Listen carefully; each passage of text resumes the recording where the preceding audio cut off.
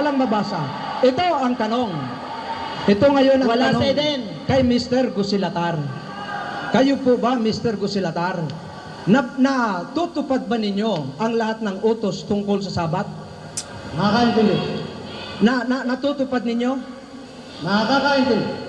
Natutupad. Natutupad ninyo? Natutupad. Opo. Kayo po ba ay nagluluto o lumuluto sa araw ng Sabat? Depende. Hindi.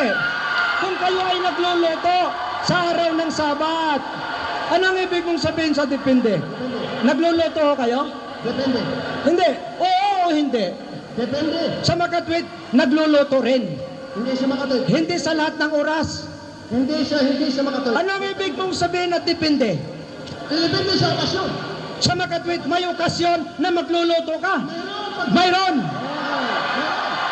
Mayroong okasyon na magluluto.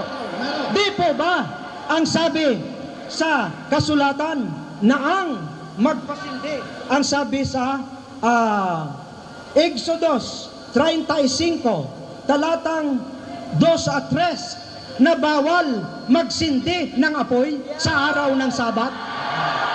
Nabasa po ba ninyo yan? Na kapag ang sino mang sumalangsan nito'y papatayin?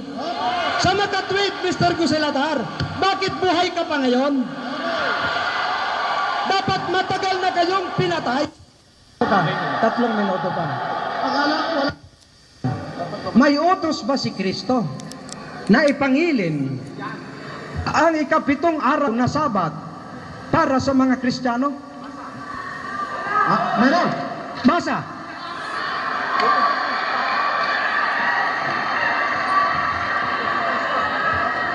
Si Kristo ang nagutos, ha?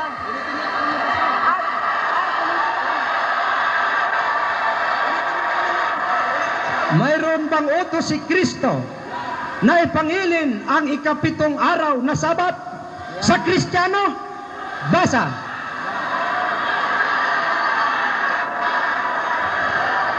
Wala! Wala! Teka. Mayroon? Papasahin ko ba? Basa. Hebreo 4:4. Hebreo 4. Sa isang dako ay sinabi niya ang ganito tungkol sa katong araw.